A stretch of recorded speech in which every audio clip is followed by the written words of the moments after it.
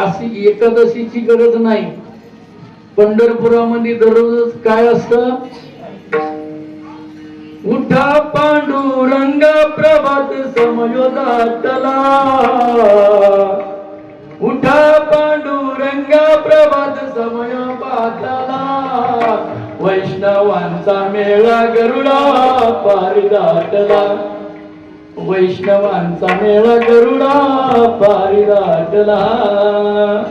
सज्जनो, परमार्थामध्ये अध्यात्मामध्ये ज्या साधना आहेत भगवंत प्राप्तीच्या, त्याच्यामध्ये काही महत्वाच्या आणि आपल्याला जमीन अशा साधना जर कोणत्या असतील तर पहिली साधना आहे हरिपाठ.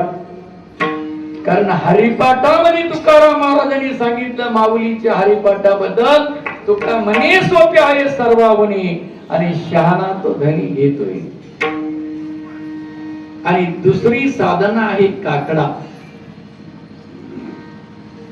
दुसरी साधना आहे काकडा. काय महिमा सांगू आता सांगणे किती, कोटी ब्रह्मा त्या मुख पाहता. 2019 सालापासून काकड्या मिळाली आहे. फक्त एकादशीचाच काकडा मिळतो आणि वर्षातला 1 महिन्याचा काकडा मिळतो, पण तो आनंद काय. काकडा आपल्या जीवनामध्ये काय सांगतो? उठा जागे हारे आता,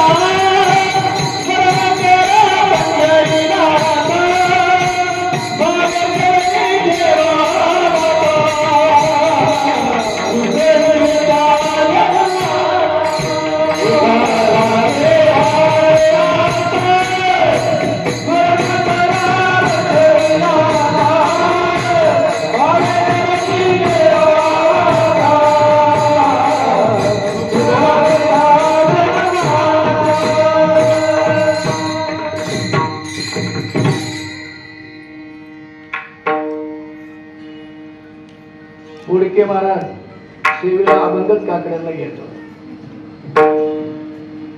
माझे चित्त तुझे पाही, राही ऐशे करी काही, धरुणी या बाई भवतु दातारा.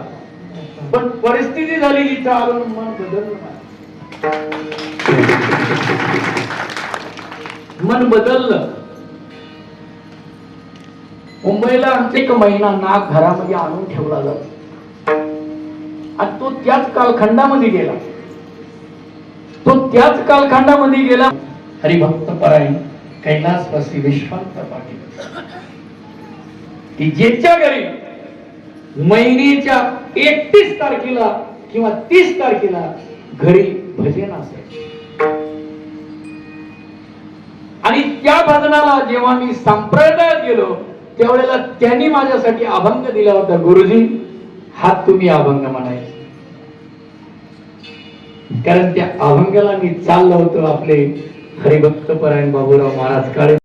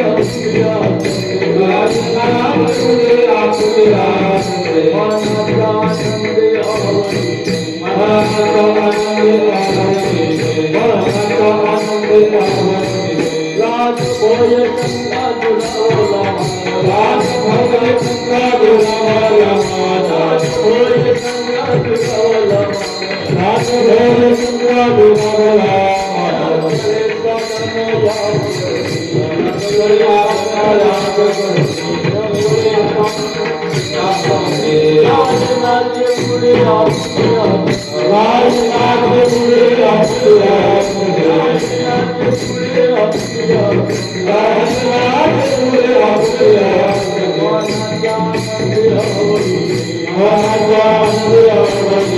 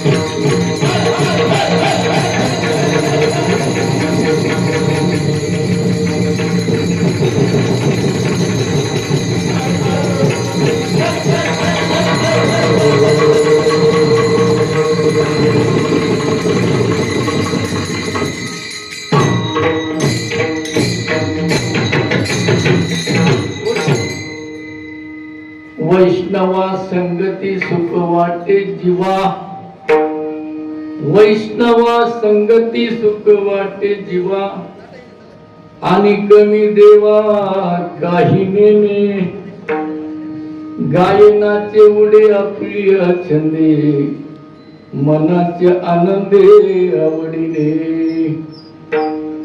लाज भय शंका दुरावीला मान, लाज भय शंका दुरावीला मानन, कळे साधन या परते,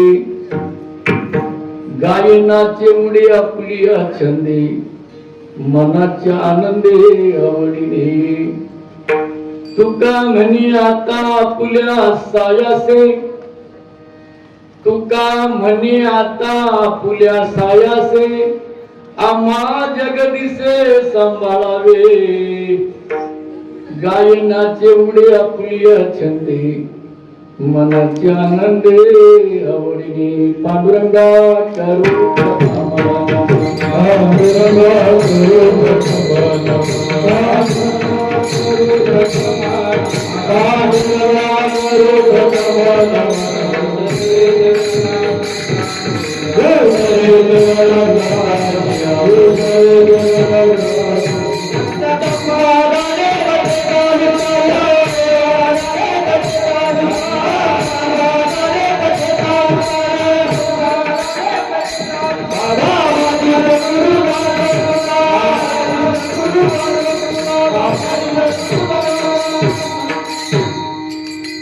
जयांचे किलिया स्मरण, होय सकळ विद्येचे अधिकरण, येची वंदू श्री गुरु चरण स्मरणीया, ओम नमो ज्ञानेश्वरा, ओम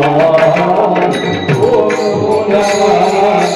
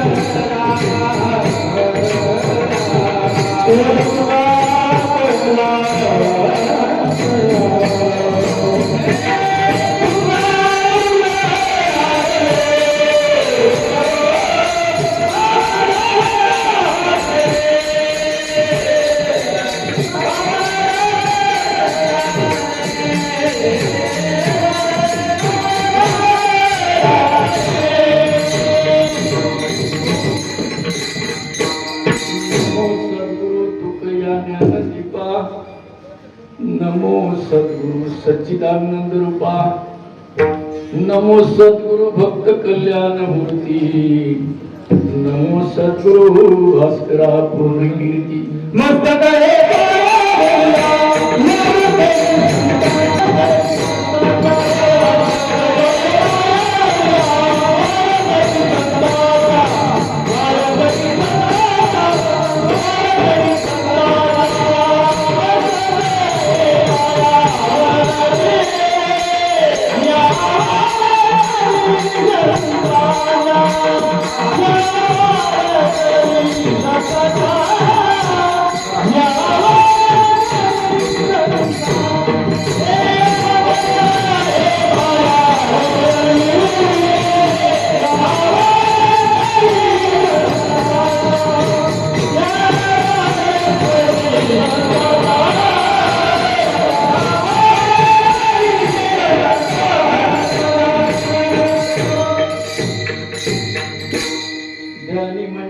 सद्गुरु असावा, सोहम नाम मंत्र सदा जपावा, ओम सच्चिदानंद सीताराम नाथा, सदा सर्वदा चरणी ठेवी न माथा, मनोज मारुत तुल्य वेगम जितेंद्रिये तवरिष्ठम वातात्मज वानर उत्तमुखेन श्रीरामदूत शरणं प्रपदे श्रीरामदूतं शरणं प्रपदे शरण शरण हनुमंता तुम आलो रामदूता तुम आलो रामदूता तुम आलो रामदूता शरण शरण हनुमंता तुम आलो रामदूता तुम आलो रामदूता तुम आलो रामदूता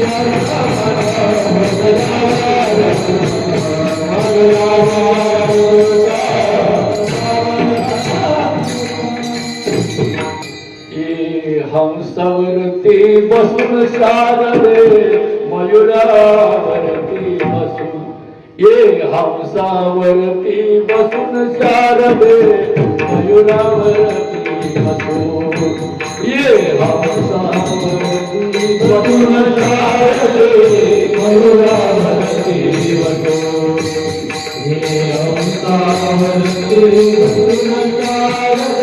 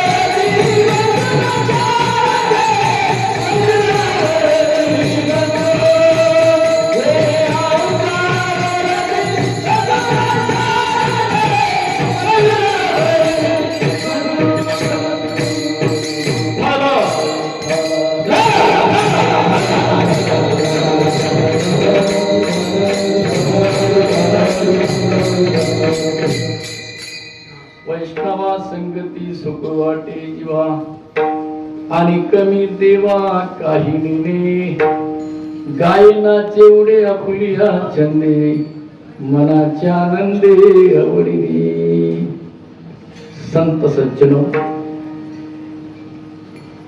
अखंड हरिनाम सप्ताह काळेवाडी तालुका अकोले जिल्हा अहिल्यानगर आणि 37व्या वर्षामध्ये हा ज्ञान यज्ञ सोहळा पदार्पण करत आहे आणि या सोहळ्यामध्ये 6व्या दिवसाची सेवा आणि विशेष करून जागर या सेवेला म्हटलं जातं. ती सेवा मला ग्रामस्थाच्या कडून मिळाली त्याबद्दल प्रथमतः मी ग्रामस्थांचं शतशः आभार मानतो. कारण कितीही कीर्तनकार कसाही असला तर ग्रामस्थांकडून सेवा मिळणं हे सुद्धा भाग्य लागतं, हे क्वचित मिळतं आणि तो योग मला प्राप्त झाला. त्याबद्दल मी आई कमलादेवी मातेचं, हनुमंतरायाचं, माझ्या सद्गुरूंचं आणि माझ्या आईवडिलांच्या पुण्याने मी सर्वांच्या पुढे नतमस्तक होतो आणि माझ्या सद्गुरूंच्या कृपेनं सेवा करण्याचा जो सेवेसाठी निवडलेला अभंग आहे त्याच्यावरती चिंतन करण्याचा प्रयत्न करणार आहे.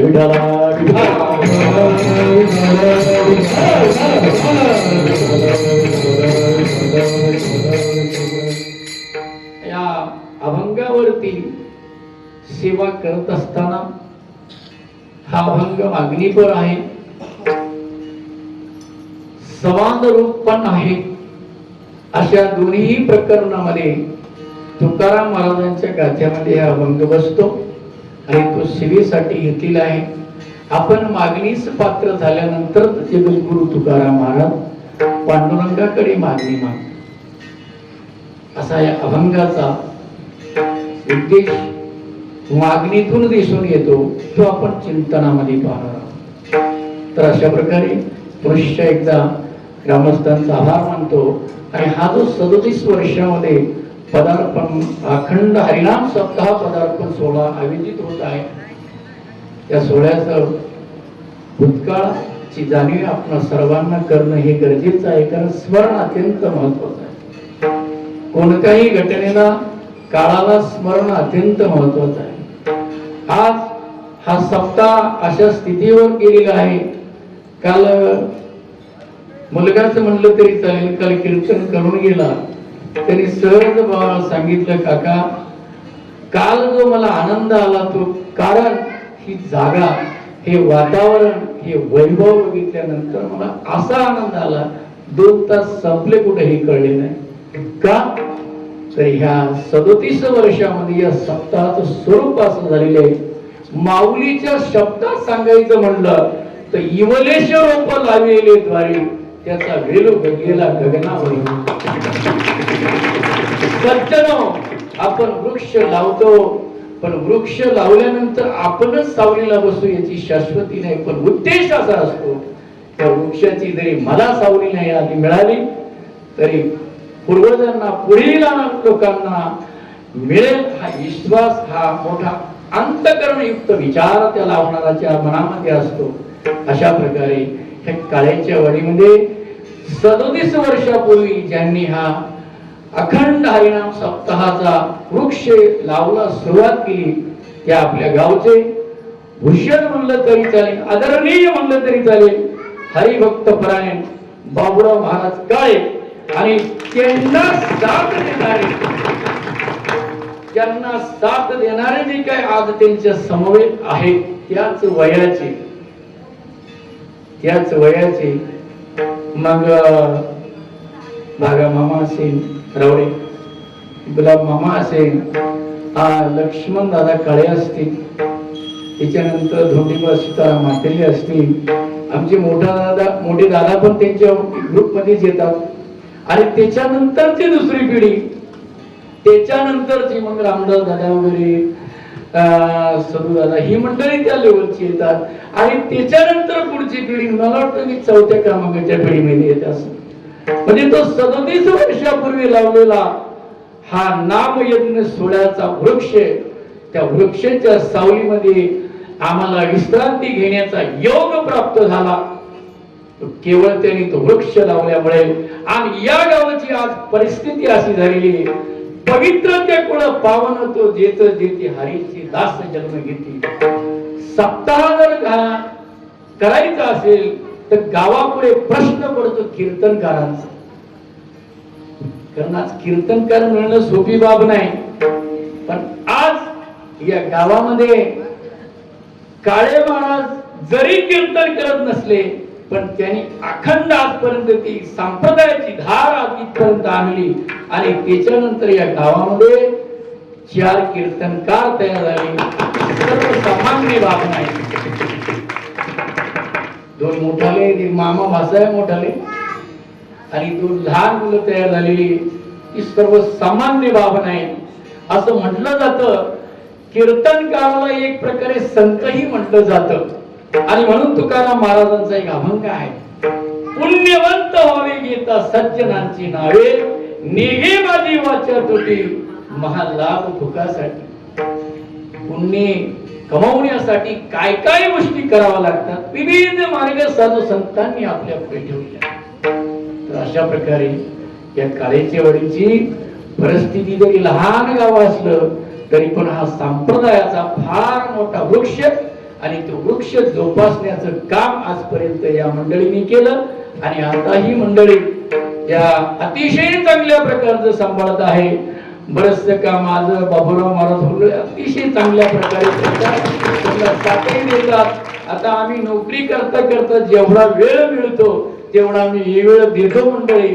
एवढा काही मला शक्य होत नाही.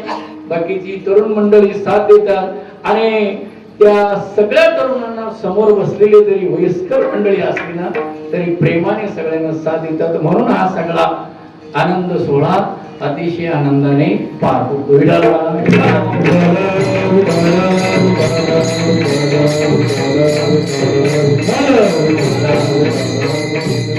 आषाढी आली की प्रत्येकाला वाटतं पंढरपूरला जावं. अगदी तुकाराम महाराजांना सुद्धा सांगावं लागत नसायचं. तुकाराम महाराज सुद्धा पंढरपूरला गेले, दर्शन घेतलं आणि पांडुरंगाच्या पुढे उभे राहिले. त्या दिवशी देवाने तुकाराम महाराजांना विचारलं,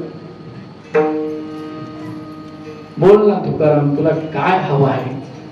तुकाराम महाराज बोलत नव्हते. तुकाराम महाराज सर्वसामान्य नव्हते, सज्जन. आपण तुकाराम गाथा जेवढ्याला वाचन करतो ना त्या वाचनाच्या सुरुवातीला काही ओव्या आहेत. तुकाराम महाराजांचा जर परिचय सांगायचा ठरला त्या ओव्यांमध्ये उल्लेख केला आहे. मनुष्याकृती राघवे ख्याती केली, शिळा शिकरे सागरी तारियली, तुका स्वामी हा पूर्ण ब्रह्म प्रकाशी आणि जडी रक्षिले निर्जीव कागदासी. ही तुकाराम महाराजांची ओळख आहे. भगवान विष्णूने प्रभू रामचंद्राचा अवतार घेतला आणि सीता मातेला सोडवण्यासाठी लंकेला जात असताना हा समुद्र पार करून कसा जायचा?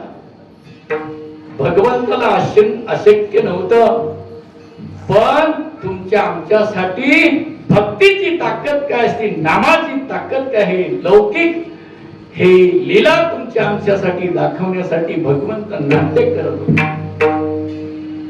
आणि अशा प्रकारे मनुष्य अवतार घेऊन भगवंताने समुद्रामध्ये सेतू बांधला. पण तो भगवंत होता. सर्वसामान्य तुकाराम महाराजांनी सुद्धा तुमच्या आमच्यासाठी या भवसागरातून तरुण जाण्यासाठी हा संसार रूपी भवसागर आहे. बघा ना तुम्ही आजूबाजूला जर बघितलं कितीतरी लोकांचा प्रपंच वर जातो खाली येतो, वर जातो खाली येतो. हा भवसागर आहे. लग्न झाल्यानंतर मुलं होईपर्यंत वर वर वर चालतो. मुलांची शिक्षण होईपर्यंत असा उंच लेवल पर्यंत चालतो. मुलांची लग्न फार आनंद सोहळ्यामध्ये चालतात, आणखी उंची दिसते आणि त्याच्यानंतरची मात्र कोणी उंची सांगायला मागत नाही. भवसागर आहे.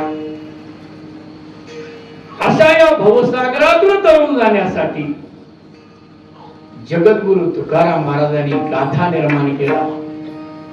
पण तो गाथा सुद्धा सहन झाला नाही.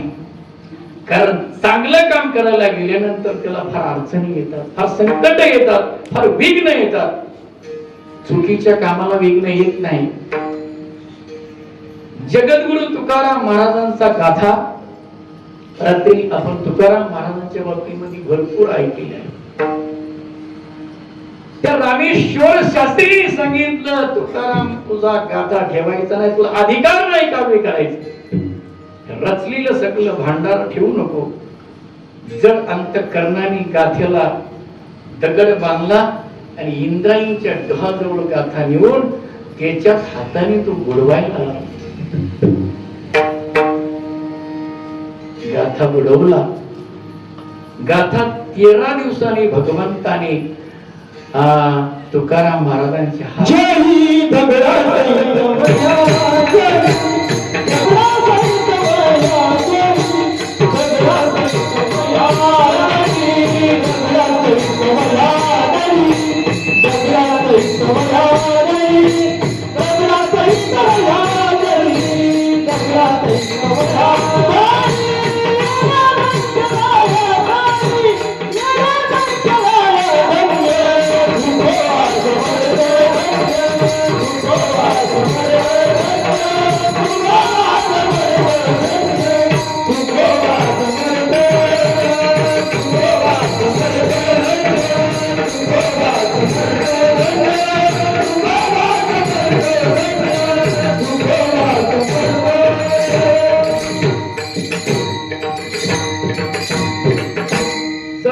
दगडासहित वह्या तारीला दैशा. किती दिवसांनी दिल्या हातामध्ये? 13 दिवसांनी. सज्जनो, एक महान अशा व्यक्तीच्या महात्म्याच्या मुखातून मी वर्णन ऐकलं. 13 दिवसांनी तुकाराम महाराजांचा गाथा भगवंताने तुकाराम महाराजांच्या हातात दिला. त्याच दिवशी देऊ शकत नव्हते का? काय अवघड होतं? पण नाही. तुकाराम महाराजांचं काव्य, तुकाराम महाराजांच्या गाथ्याचं पारायण भगवंताला सुद्धा करण्याची इच्छा झाली. भगवंताला सुद्धा वाटलं, अरे हा गाथा जर मी आता त्या क्षणी जर तुकाराम महाराजांच्या हातामध्ये दिला तर तो मला वाचायला मिळणार नाही. मग पारायण करतो आणि पारायण संपल्यानंतरही तुकारामांच्या हातात देतो. दिवस 13 लागले. 13 दिवसांनी तुकाराम महाराजांच्या हातामध्ये गाथा दिला आणि तुकारामांना आनंद झाला. ते तुकाराम जग भगवंताच्या समोर उभे राहिले आणि भगवंता, मला वैष्णवांची संगत लाभल्यामुळे मला दुसरं कोणत्याही साधनाचं काही वाटत नाही. नकळे साधन यावी ना अनेक, दुसरं कशाचीही मला आठवण येत नाही. आणि अशा प्रकारे वैष्णवांची संगत लाभल्यामुळे माझी अशी स्थिती झालेली आहे, मी म्हणेन तेव्हा कोठेही नाचतो गातो मनाच्या आनंदी. मला कोणाचीही लाज नाही, भीती नाही, भय नाही, शंका, या सगळ्या गोष्टी माझ्या जीवनातून निघून गेलेल्या आहेत. मी गाये नाचे उडे, आपुलिया छंदे मनाचे आनंदे आवडीने. या सगळ्या गोष्टी माझ्या जीवनामध्ये मी आचरणात आणलेल्या आहेत आणि आता मी तुझ्याकडे मागणं मागायला पात्र झालेलो आहे. म्हणून आता काय कर, माझं मागणं तेवढं पूर्ण कर. तुका म्हणे आता आपुल्या सायासे आम्हा जगदीशे सांभाळावे. सायासे म्हणजे अगदी आई जशी आपल्या बालकाला प्रेमाने सांभाळते आणि ती प्रेमाने सांभाळ करत असताना विशेषण शब्द वापरला जातो, सायास. त्याला दुसऱ्या शब्दाची उपमा नाही, त्याला दुसऱ्या शब्दाची तुलना करू शकत नाही. लेकुराचे हित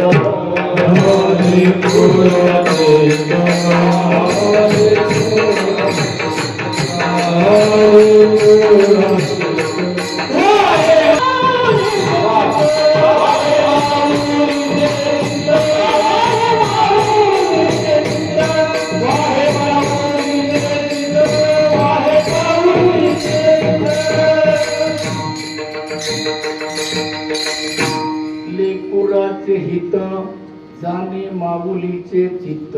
आपल्या मुलाचा सांभाळ करत असताना आईच्या अंतःकरणामध्ये तो बालक कसाही असू द्या, तो मुलगा कसाही असू द्या, ती मुलगी कशी असू द्या, फक्त तिच्या चित्तामध्ये त्या बालकाचं, मुलीचं, मुलाचं हित असतं.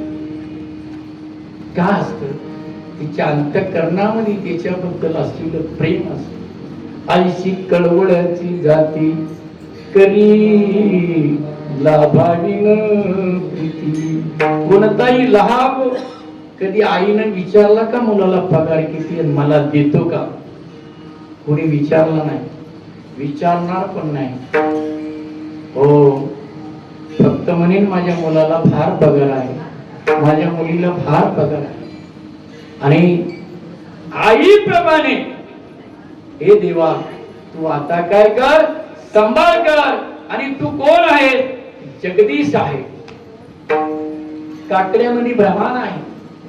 अनंत अवतार गेसी भक्ता करणे, कनवाळू कृपाळू दिन लागी उद्धरणे. अनंत अवतार गेसी भक्ता करणे. भगवंत कनवाळू आहे, दयाळू आहे असा हा भगवंत. आणि त्याला तुकाराम महाराज म्हणतात, माझा या पद्धतीने काय सांभाळ कर. गायनाचे उडे आपुलिया छंदे, मनाच्या आनंदे आवडीने. विठाला विठाला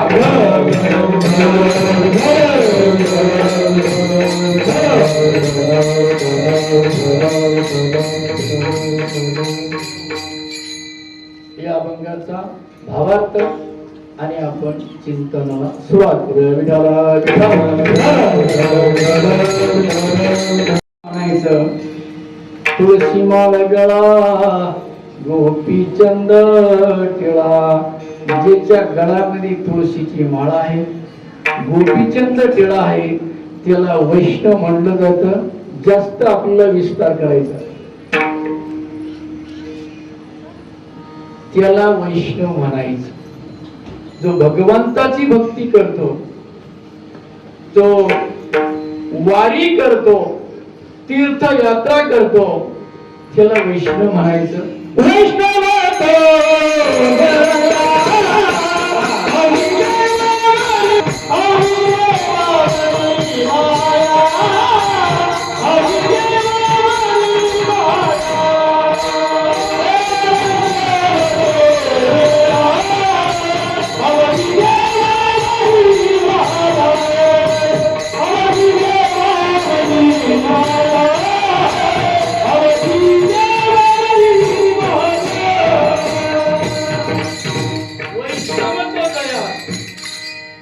अवघी देवावर माया. अवघी म्हणलेलं आहे.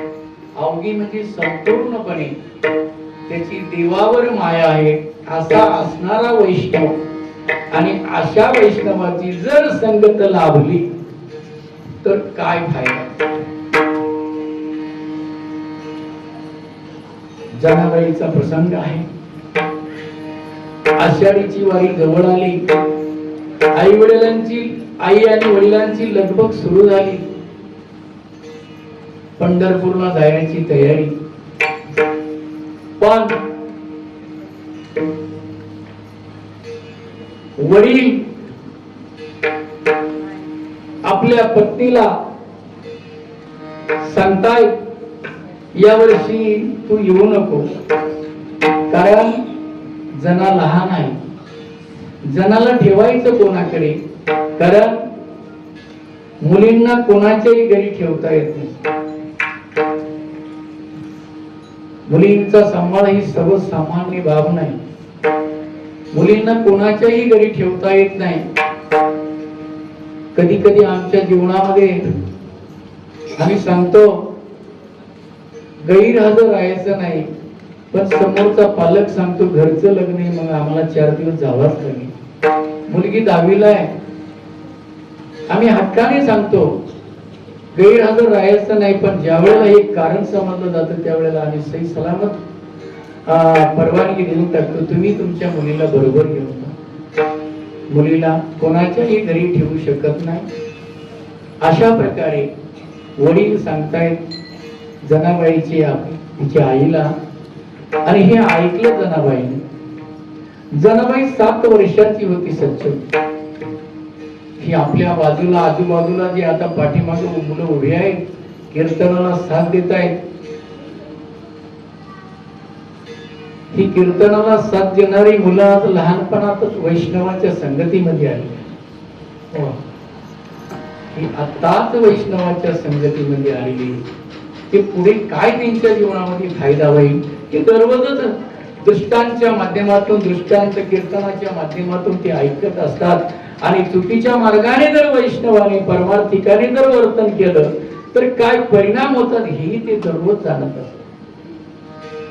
आणि म्हणून विद्यार्थ्यांना सांगतो, विद्यार्थी मित्रांनो, तुमचा जो सांभाळ करणारे तुमचे सद्गुरू आहेत ना, ते देव आहेत, सद्गुरू नाही, ते ईश्वर आहेत. म्हणून तर म्हणलेले गुरुर् ब्रह्मा गुरुर् विष्णू गुरुर्देव महेश्वरा, गुरु साक्षात परब्रह्म तस्मै श्री गुरुवे नमः. मुलांनो, ज्या वर्षी मला सद्गुरूची प्राप्त झाली तेव्हापासून मी देवाच्या नामा अगोदर पहिले माझ्या सद्गुरूचं नाम घेतो. कारण श्री गुरु सारिका असता पाठीलागा इतरांचा लेखा कोण करी, राजयाची कांता काय भीक मागे, मनाची या दोघे सिद्धी मागे. आणि तुम्हाला प्रत्यक्ष श्री गुरुचा पण सहवास मिळाला, तो सर्वसामान्य नाही. श्री गुरु काय असतो, श्री गुरु काय असतो? श्री गुरु आपल्याच सारख्या आपल्या शिष्याला घडवत असतो. आपणासारखे करीत तात्काळ नाही काळ वेळ तयार आहे. असा आज या विश्वामध्ये एकच घटक आहे, तो म्हणजे श्री गुरु. की श्री गुरु आपल्या शिष्याला आपल्या पेक्षाही मोठा बनवतो.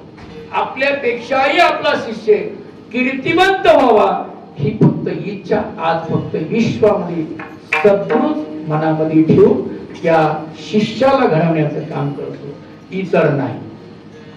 इतर अजिबातही नाही ते बोलायचे एकच.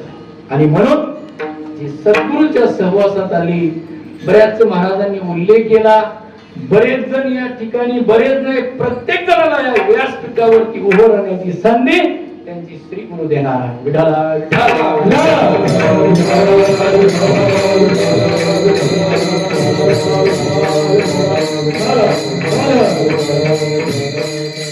श्री गुरु मिळणं ही काय सर्वसामान्य बाब नाही. अहो, अनेक प्रयत्न करावे लागतात, कितीतरी संकटांना सामोरं जावं लागतं, तेव्हा सद्गुरूची प्राप्ती होती. आणि ही सद्गुरूची प्राप्ती लहान वयातच मिळालेली भाग्यवान आहे. निश्चितपणे आपल्या कुळाचा, गावाचा, जिल्ह्याचा, देशाचा हा उद्धार केल्याशिवाय राहणार नाही. एवढं सामर्थ्य, एवढं गुण या मुलांमध्ये दिसून येणार आहे. आणि म्हणून सज्जनो, आज हा जो सोहळा कसाही कार्यक्रम असो, पण या मुलांमुळे अतिशय सुंदर प्रकारचा अनुभव येतो. विठाला विठाला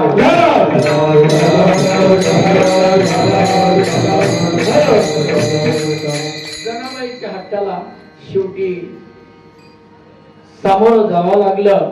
आणि वय 7 आहे आणि 7 वयाची जनाबाई आपल्या आई वडिलांबरोबर पंढरपूरला गेली. दर्शनाच्या रांगेमध्ये उभे राहिले. पांडुरंगाच्या पुढे दर्शन करतायत. त्या काळामध्ये एवढी गर्दी नव्हती बरं का. त्या काळामध्ये ढकलाढकलीचा प्रकार नव्हता त्यांच्या काळामध्ये. आता जनाबाई कधी होऊन गेली, जेव्हा नामदेव महाराज होते त्यावेळेला. नामदेव महाराज कधी होऊन गेले, ज्यावेळेला संत ज्ञानेश्वर होते त्यावेळेला. शतक होतं 12. 12व्या शतकामध्ये ही मंडळी गेली. त्यावेळेला कोण जात होतं पंढरपूर? लोकसंख्या ही कमीच होती, विरळे लोक असायचे. वाळवंटामध्ये कीर्तन झाल्यानंतर तिथं कीर्तन चालायचे. शाळा नव्हत्या, धर्मशाळा नव्हत्या. असं दर्शनाला समोर आले. आई वडिलांनी दर्शन केलं. वडील म्हणतात, अगं देवाचं दर्शन घे. आणि 7 वर्षाच्या जनाबाईने पांडुरंगाच्या चरणावर मस्तक ठेवलं आणि त्याच्याकडे बघितलं. त्याच्याकडेच बघत राहिले.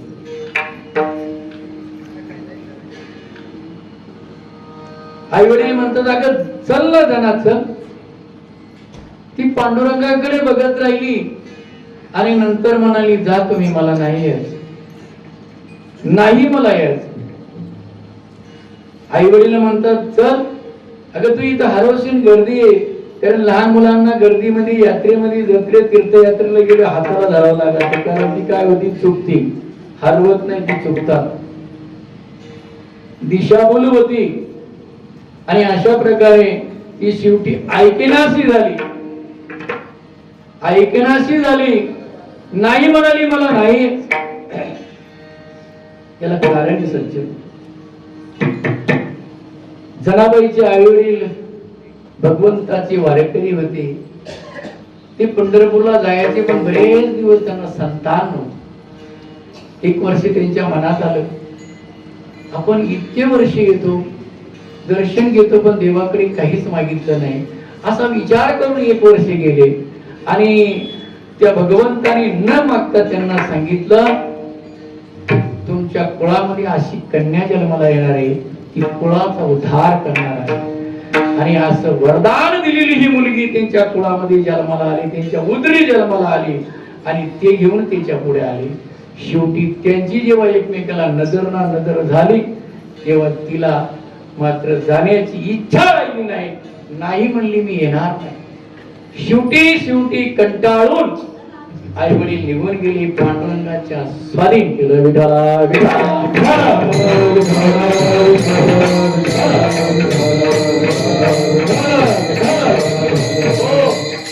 नंतर अशी एकादशीची गरज नाही. पंढरपुरामध्ये दररोज काय असतं, उठा पांडुरंग प्रभात समयोदातला, उठा पांडुरंग प्रभात समयोदातला, वैष्णवांचा मेळा गरुडा पारी दाटला, वैष्णवांचा मेळा गरुडा पारी दाटला. सज्जनो, परमार्थामध्ये, अध्यात्मामध्ये ज्या साधना आहेत भगवंत प्राप्तीच्या, त्याच्यामध्ये काही महत्वाच्या आणि आपल्याला जमीन अशा साधना जर कोणत्या असतील तर पहिली साधना आहे हरिपाठ. कारण हरिपाठामध्ये तुकाराम महाराजांनी सांगितलं माऊलीच्या हरिपाठाबद्दल, तुका म्हणे सोपे आहे सर्वावनी आणि शहाणा तो धनी घेतोय. आणि दुसरी साधना आहे काकडा. दुसरी साधना आहे काकडा. काय महिमा सांगू आता सांगणे किती, कोटी ब्रह्माच्या मुख पाहता. 2019 सालापासून काकड्यामध्ये आहे. फक्त एकादशीचाच काकडा मिळतो आणि वर्षातला 1 महिन्याचा काकडा मिळतो, पण तो आनंद काय. काकडा आपल्या जीवनामध्ये काय सांगतो. उठा जागे हारे आता,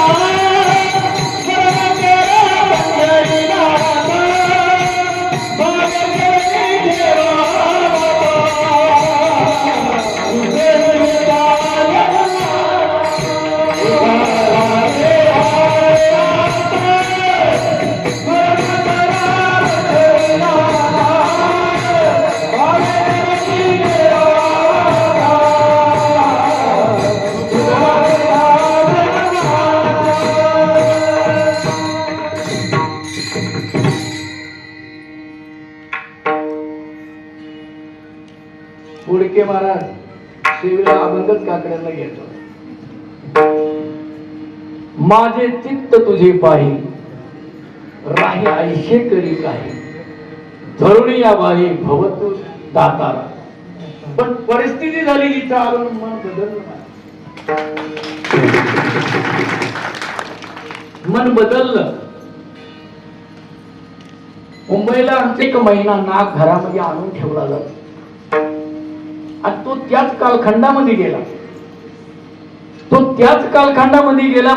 हरिभक्त परायण कैलासवासी विश्वांत पाटील की ज्याच्या घरी महिन्याच्या 31 तारखेला किंवा 30 तारखेला घरी भजन असायचे. आणि त्या भजनाला जेव्हा मी संप्रदायात गेलो त्यावेळेला त्यांनी माझ्यासाठी अभंग दिला होता. गुरुजी, हात तुम्ही अभंग म्हणायचे. कारण त्या अभंगाला मी चाललो होतो आपले हरिभक्त परायण बाबूराव महाराज काळे, त्यांची एक प्रसिद्ध चाल आहे आणि ती चाल मी अनेक ठिकाणी वापरतो. त्यांची फार प्रसिद्ध चाल. वैष्णव संगती सुख वाटी जीवा, सुख वाटी जीवा, आणि कमी देवा काही नेने पांडुरंग. आज ज्या ज्या ठिकाणी मी जातो ना भजना, रेल्वे तर मला दररोज सांगतात, सर तुमचा अभंग याच चालू झाला पाहिजे. काय छान ही चाल उचलतात.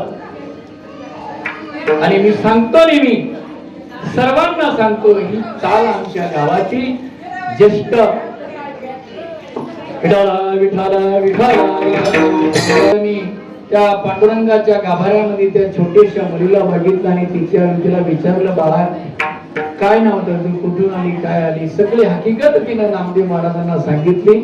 काकड आरती झाली, देवपूजा झाली आणि नामदेव महाराजांनी त्या मुलीचा हात धरला आणि घरी घेऊन गेले. घरी घेऊन गेल्यानंतर नामदेवांची पत्नी तिनं पहिलं सांगितलं, कशाला आली, काय नामदेव महाराजांच्या पत्नीचं नाव? हा नाही, चला विठाला विठाला विठाला.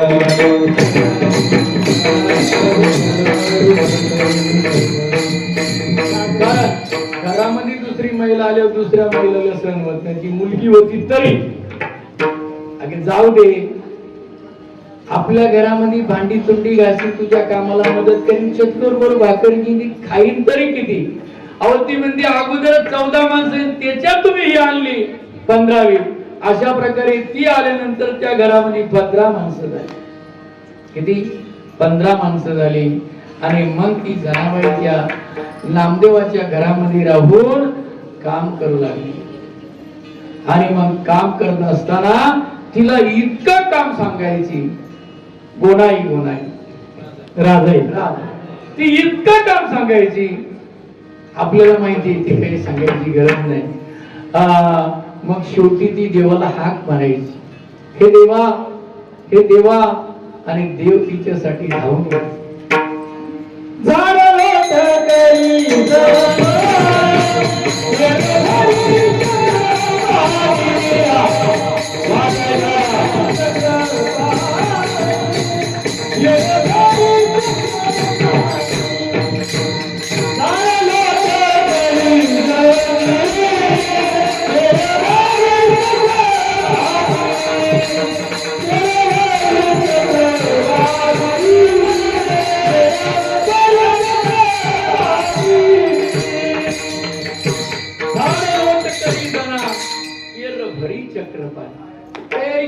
आठवत नाही मला, तयारी नसतो आमच्या चिंतनात, पण तुमच्यासारखी मंडळी असतात तीच चिंतनाची प्रमाणे येतात. झाड लोट करीतना केर भरी चक्र पार. अशा प्रकारे तिला एक काम दिलं जायचं. कोणतं? पहिल्या काळामध्ये गिरणी नव्हत्या. पहिल्या काळामध्ये गिरणी नव्हत्या. आणि तुम्ही सांगा 14 माणसांना एक वेळेला किती पीठ लागेल? आणि ते पीठ बाजरी किंवा ज्वारीचं लागायचं. गहू नव्हते तेव्हा. गव्हाची पोळी सणालाच खायला मिळायची आपल्याला. आणि मग अशी धुण्या भांड्याची दळणाची कामं जनाबाईला यायची. आणि मग जनाबाई हाक मारायची. आणि मग ती हाक मारल्यानंतर भगवंत धावत येत. जनाबाईला ते जात दिलं होते, ते जातीला शब्द विशेषण दिलेले, सुंदर दिलं. त्या जात्याला पण विशेषण दिले. ते जात कसं होतं? सुंदर होतं. थोडासा तुम्ही महिलांनी, आता महिला म्हणजे इथं सगळ्या माझ्या मोठ्याल्या आहेत, वेगवेगळी नाती आहेत, कोण चुलती असन, कोण भाऊजी असन, सगळ्या मोठ्याल्या आहेत. एवढी ताकद नाही तुम्हाला म्हणायची, पण जनाबाईसाठी तेवढे मात्र सहभागी व्हा. सुंदर माझे जाते ग, बोला, सुंदर माझे जाते ग,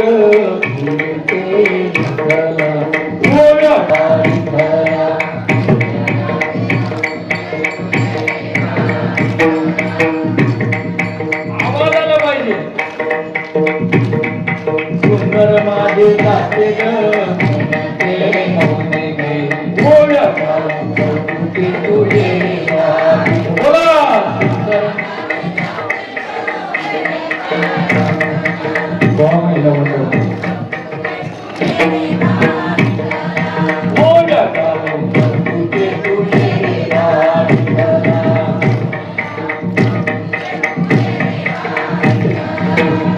शिव दोन्ही फुंटे ग, प्रपंचाचे नेते ग, शिव शिव दोन्ही फुंटे ग, प्रपंचाचे नेते, लावणी पाची बोलणी तू येणे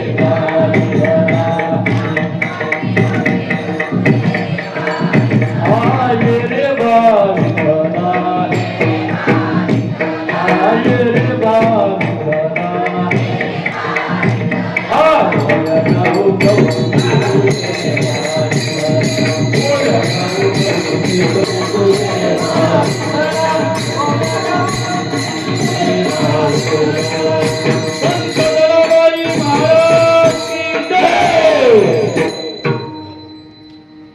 पांडुरंगाला हाक मारावी आणि जनाबाईने यावा आणि दळण दळून द्यावा. अशा प्रकारचं जनाबाईच्या जीवनामध्ये जे भाग्य मिळालं ते कोणाच्या संगतीने मिळालं? जो भगवंताचा भक्त होता नामदेव महाराज. त्या नामदेव महाराजांच्या मुळे जनाबाईच्या जीवनामध्ये भगवंत मदत करायला येईल. भाग्य जनाबाईला केवळ संगत नामदेवांची मिळाली. नामदेव महाराज कोण होते? अभंगाच्या पहिल्याच्या वैष्णवा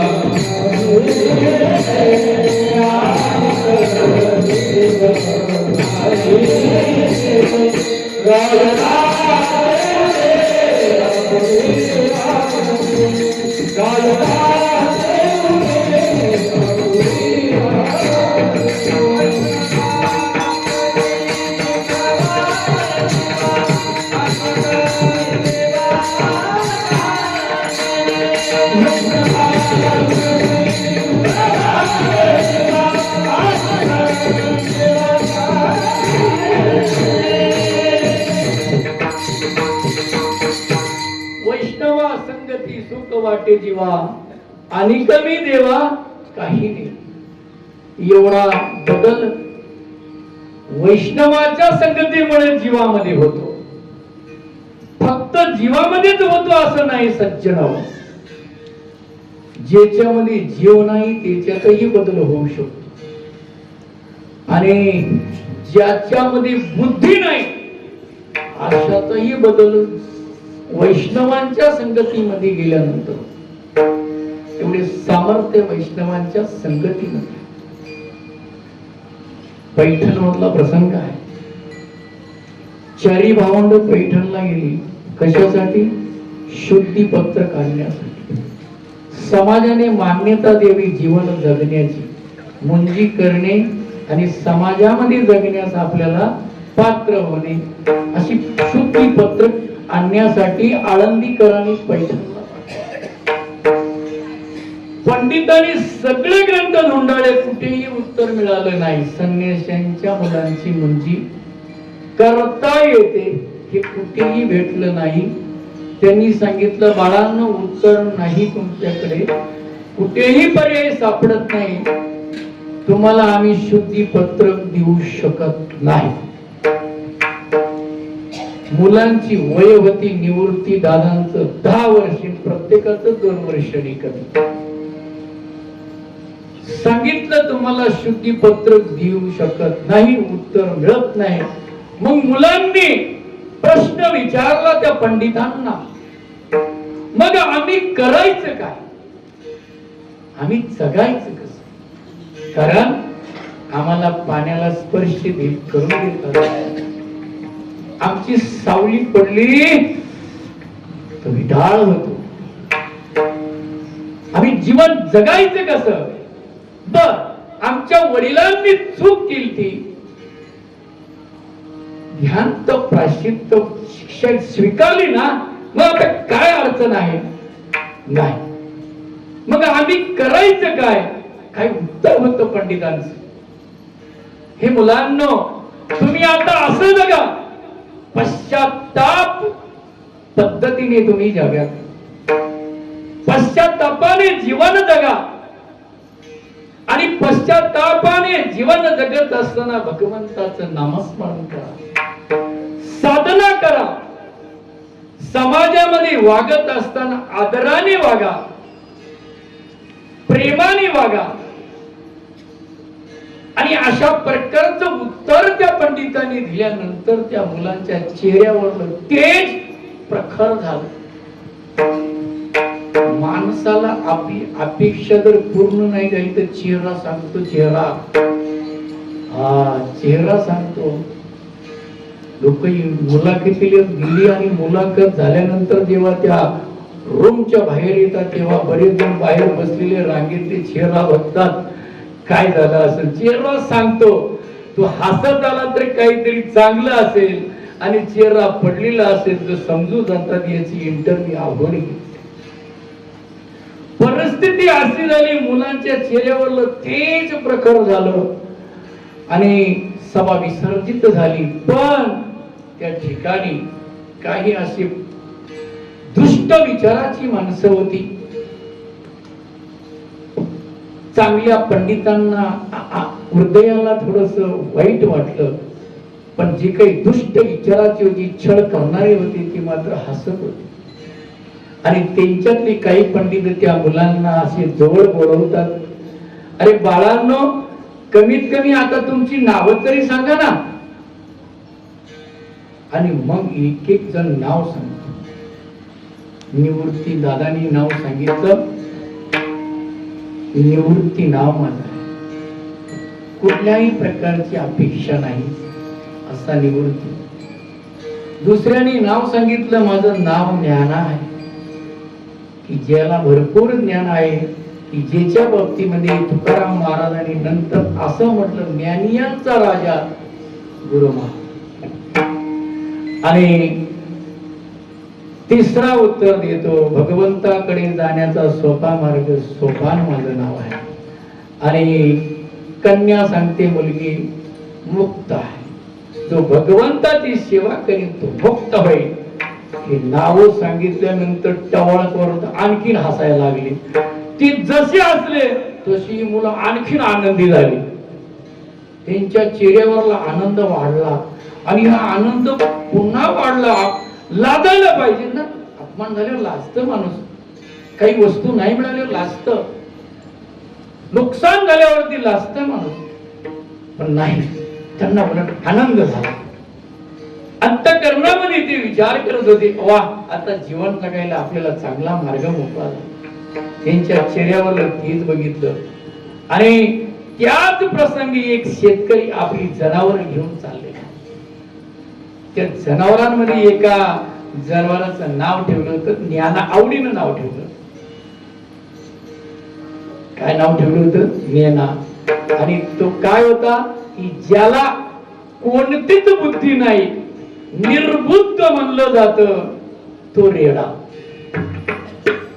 जर नाही ऐकलं तर सहजपणे आपल्या मुखातून शब्द उच्चारला जातो, काय रेड्यासारखा वाक्य, वेड्यास का? आणि अशा प्रकारे ते हसून बोलतात. मग त्याचंही नाव ज्ञान आहे. असू द्या, जरी असलं तरी त्याच्यात माझ्यात काही फरक नाही. आमचा दोघांचा आत्मा एकच आहे. त्याच्यात ईश्वर आहे, माझ्यात ईश्वर आहे. ते जवळकरच होते. मग त्या शेतकऱ्याला बोलवलं, तो रेडा जवळ आणला आणि एक जणाने त्याच्या पाठीवरती चापकाचे वळ ओढले. त्याच वेळेला माऊलीच्या पाठीतून रक्ताचे बंद बाहेर पडू लागले. आणि ते दृश्य पाहिल्यानंतर आणखी टवाळखोर पुढची टवाळी करतात. अरे यांच्यात भानापती असणार या पोरांमध्ये, काही खरं नाही यांचं. थांबले ना, त्यांचा छळ थांबायला मागा. शेवटी आत्मा जर एक आहे तर तुम्ही आणखी काय करू शकता? आणि मग पुढची परीक्षा पास होण्यासाठी माऊलीनं आपल्या सद्गुरूंकडे पाहिलं, निवृत्ती दादांकडे पाहिलं. आणि मग माऊलीने सांगितलं, ह्या रेड्याकडून तुम्ही सांगाल त्यांनी वधवून घेऊ शकतो. ठीक आहे, काय वधवून घेशील तुम्ही सांगा ते. आणि मग असणाऱ्या अवघड 4 वेदांपैकी अवघड वेद त्याच्याकडून म्हणवण्यासाठी त्या टवाळखोरांनी त्यांना सांगितलं. त्यावेळेला मग माऊलीने जो वेद होता, तो वेद माऊलीने आपला स्पर्श माऊली त्या रेड्याच्या मस्तकावरती केला आणि त्या रेडा वेद बोलू लागला. रेडामुखी वेद बोलविला,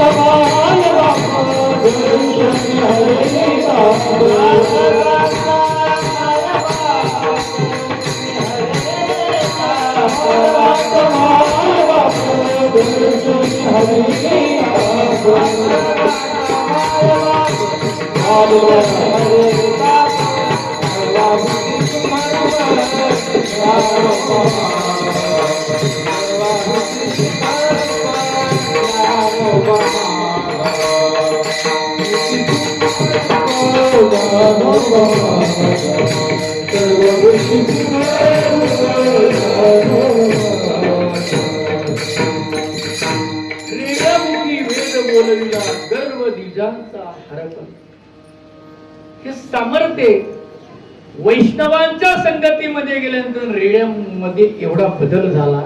आणि आज त्या रेड्यासाठी आपल्याच जवळ असणाऱ्या पुणे जिल्ह्यामध्ये आळे या ठिकाणी समाधी.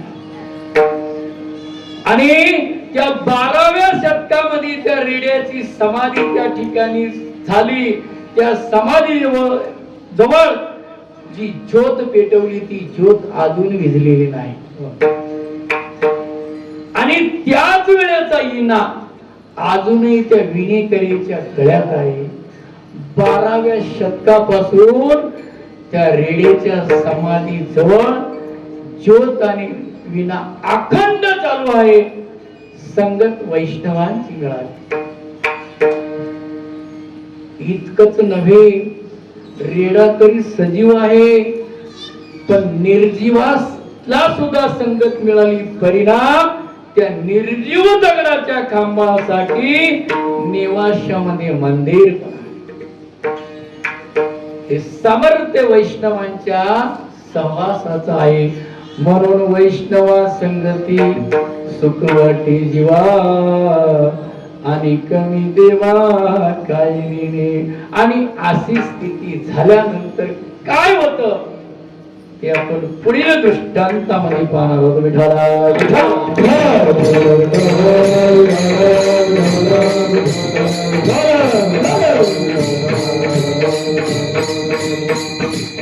सकाळची वेळ होती. सकाळच्या वेळेला महिला आपल्या घरामध्ये आपली आपली एक एक कामं उरकत असतात. पुरुष मंडळी आपल्या कामाला सुरुवात करतात. आता कुंभाराचं घर म्हणल्यानंतर पुरुष माणूस काय काम करणार आहे? चिखल तयार करणे आणि त्यापासून मडकी तयार करणे. त्यांची पत्नी इतर स्त्रियांप्रमाणेच आहे ती निवेदित काम करत असते. स्वयंपाक करणे, आंघोळ पांघोळ, कपडा धुणं वगैरे सगळे करणे. आणि जर मुलं असतील तर ही कामं करताना ही मुलं ही सांभाळली जातात. पण सगळीच कामं घरात असतात असं नाही. कारण आता घरात येत पण पहिली घरामध्ये नव्हती. कपडे धुवायला सुद्धा ओढ्यावर नदीवर जावं लागत असायचं. पाणी आणायला सुद्धा गावच्या बारवत जावं लागायचं.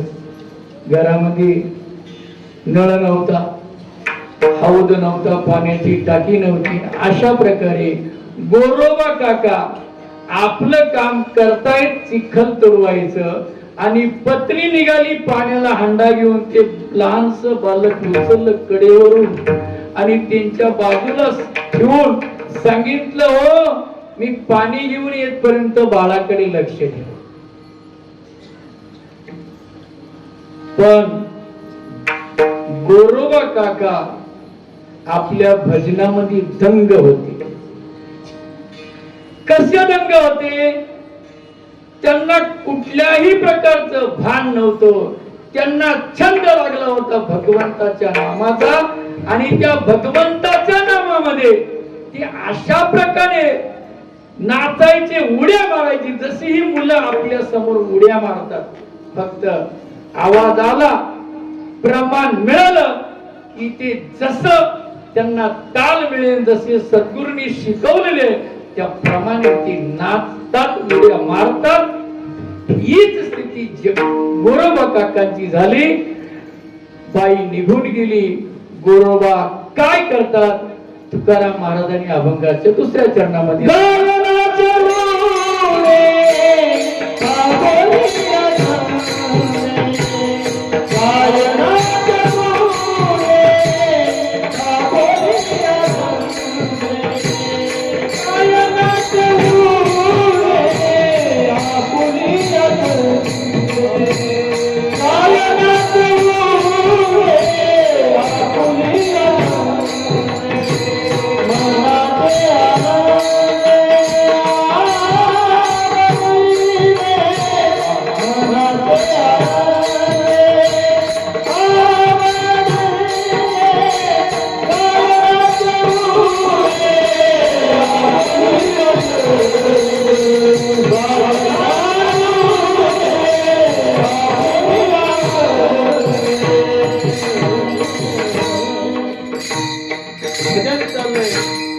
गोरोबा काकांचं राम कृष्ण हरी जय जय राम कृष्ण हरी. बोला राम कृष्ण हरी जय जय राम कृष्ण हरी. राम कृष्ण हरी जय जय राम कृष्ण हरी. बोला ना राम कृष्ण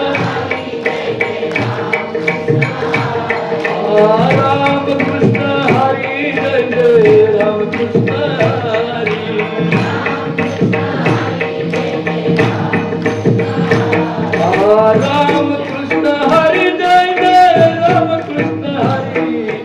राम कृष्ण हरी जय जय राम कृष्ण हरी. राम कृष्ण हरी जय जय राम कृष्ण. राम कृष्ण हरी जय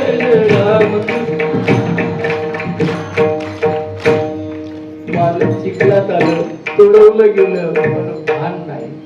आणि मग आलीच ना हंडा घेऊन. आता हंडा घेऊन आल्यानंतर काय बोलली असेल ते सांगायची गरज नाही, कानाला सवय.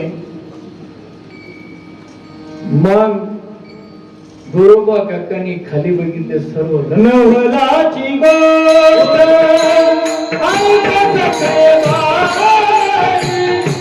नवलाची गोष्ट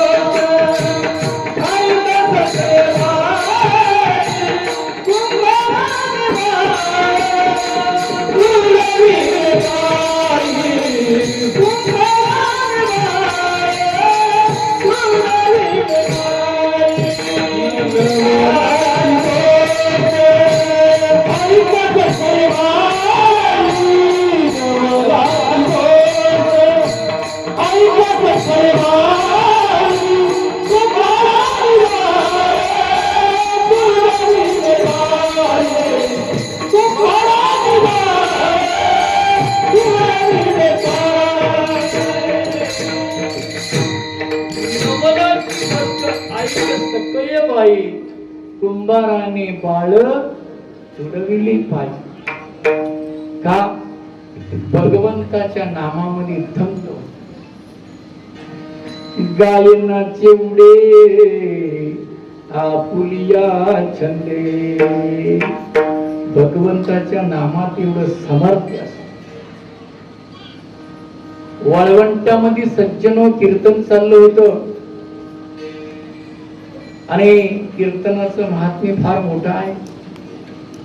कीर्तनाचे नटनाचे नासिले व्यवसाय प्रायश्चित्ताचे, तेथे नामाचे नाही पापाचे आईसे झाले.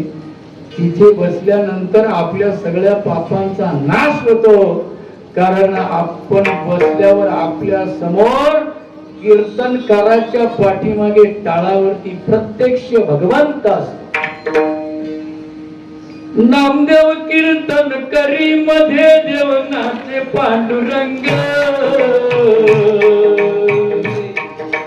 जनी बोले नामदेवा बोला अभंग, जनी म्हणे नामदेवा बोला अभंग.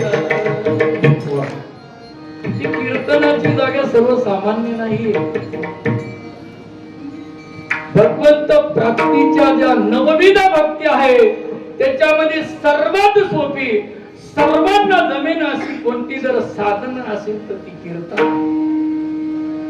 कारण नामस्मरण करणं एवढं सोपं नाही, जप करणं एवढं सोपं नाही, अनुष्ठान करणं एवढं सोपं नाही, इतर साधना करणं सोपं नाही. पण या कीर्तनामध्ये कुणी कसाही येऊन बसतो.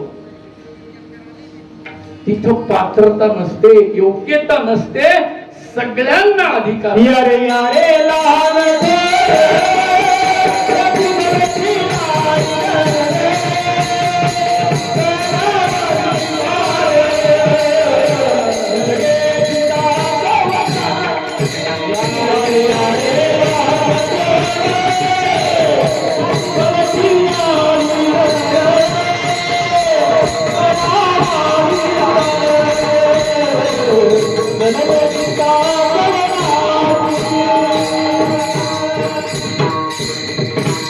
कीर्तनामध्ये प्रत्यक्ष पांडुरंग उभा असतो, पण तो कळला त्याला कळला.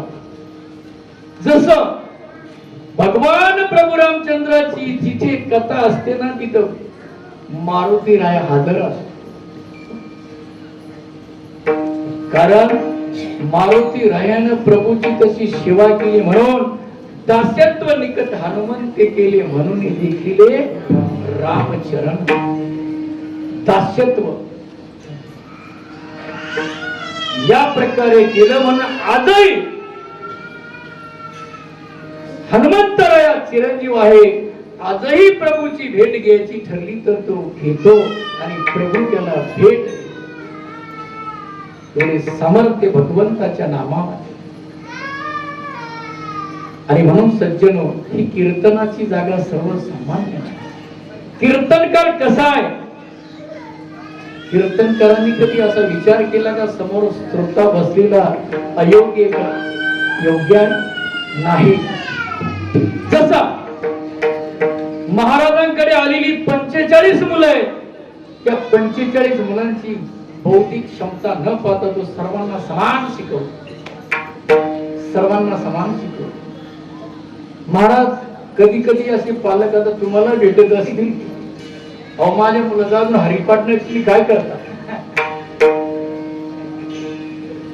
आम्हालाही विचारतात, अहो माझ्या मुलाला वाचता येत नाही. मग आम्ही म्हणतो तुम्ही काय करता, तुम्ही काय करता? कमीत कमी ते अभ्यास करतं काय नाही एवढं तर बघा. जसं महाराजांना पण विचारते शिक्षक आहे, तुम्ही पण शिक्षक आहात, तुम्ही संप्रदायाचे शिक्षक आहात, मी समाज घडवणारा शिक्षक आहे. तुम्ही परमार्थिक विकास केला, मी सर्वांगीण विकास केला, पण तुम्हाला माहित नाही. दूर केला, दूर केला, जिथं केला त्यांना माहिती. वेळ संपलेला आहे. शिक्षक काय असतो? सिल्वर जुबलीचा कार्यक्रम यावर्षी मुलांनी साजरा केला. 25 वर्षे झाले निमंत्रण मला होतं. त्याचं कारण असं होतं, मी त्यांचा वर्ग शिक्षक होतो. 38 मुलांपैकी 28 मुलं हजर होती, पण कॅटलॉग तयार केला होता. कॅटलॉग तयार होता. त्यांनी मला मनोगत व्यक्त करताना सांगितलं, सर तुम्ही मनोगत नका कर, तुम्ही आमचे वर्ग शिक्षक, आमची इच्छा आहे तुम्ही आज आमची प्रेझेंटी घ्यावा, रोल नंबर वाचा आणि आमच्या नामाचा उल्लेख करा. शिक्षक काय असतो मुलांसाठी? मुलांनो, तुमच्या समवेत जे आता तुमचे श्रीगुरु आहे ते सर्वसामान्य आहे. नाहीत माऊलीच्या शब्दात जर सांगायचं म्हणलं तर श्रीगुरु सारिका असता पाठीराखा, इतरांचा लेखा कोण करी. एवढं सामर्थ्य त्या श्रीगुरु मध्ये असत. मत हृदयी सद्गुरुजीने तारीला हा संसार करू, म्हणून विशेष अत्याचार आपले सद्गुरु जे सांगतील ना त्यांच्या विचारावरती आपण विश्वास ठेवायचा. आणि प्रेझेंटी घेतली आणि जाताना असा सहज एका मुलीला हात लावला आणि म्हणलं, सोनाली किती मुलं आहे तू? म्हणली, सर मुलीचं लग्न झालं, मुलगा ग्रॅज्युएटला आहे, काम काय करते? अंगणवाडी शिक्षिका. मला आश्चर्य वाटलं, पण कारण असं आहे, अंगणवाडीची शिक्षिका 10वी नंतर कोर्स करून डायरेक्ट शिक्षक बनती, नोकरीला लागते. म्हणून तिची नोकरी झाली. नोकरी मिळाल्यामुळे तिला छोकरा मिळाला आणि छोकरा मिळाल्यामुळे मुलं झाली नष्ट, म्हणून तिचा मुलगा ग्रॅज्युएट. सद्गुरूचा सद्गुरु सर्वसामान्य नसतो. आणि म्हणून श्रीगुरु काय असतो हे आपण आपल्या जीवनामध्ये मिळाल्यानंतर त्याचं महत्व समजतं. श्रीगुरु आपणा सारिके करतात. आम्हाला सद्गुरु मिळाला म्हणून व्यासपीठ मिळालं, आम्ही तुमच्यातलेच आहोत. आता उतरल्यानंतर बरेच जण म्हणतील, मास्तर इकडे. मला काय त्याच्यात वाटत नाही, उलट मला महाराज म्हणलं कसं तरी अवघड वाटत, दगड पडला काय हृदय, पण मास्तर म्हणले आनंद वाटत. पण हे सद्गुरूचा महिमा आहे की तुमची मुलं ज्या वेळेला स्टेजवर व्यासपीठावर उभी राहतात ना, त्यावेळेला काय आनंद होत असेल तुम्हाला. तुमच्या कार्याची फलश्रुतीची पावती म्हणजे व्यासपीठावर राहिलेला विद्यार्थी. आणि म्हणून त्या मुलीनं सांगितलं, सर काय आनंद वाटला असं मला. वय 42 आणि माझा 58. हे श्रीगुरु आणि शिष्य वर्गामध्ये सामर्थ्य असतं. आणि म्हणून परमार्थामध्ये सुद्धा श्रीगुरु अत्यंत महत्वाचा असतो. कारण श्रीगुरु जर भेटला नाही तो परमार्थ आपल्याला भेटत नाही. संतांची संगती मनोमार्ग गती आणि अकळावा श्रीपती पंथे. जर श्रीगुरूचा आपल्यावरती बोध असेल तर पंढरपुरातला परमात्मा आपल्याला कळाल्याशिवाय राहणार नाही. माणसं हट्ट करतात, पंढरपुरामध्ये 2-2 दिवस रांगेला लागतात. आपण कळसाचं दर्शन घेतलं तरी भगवंत आपल्याला मिळतो, कारण आपल्यावरती श्रीगुरूंचा बोध झालेला आहे.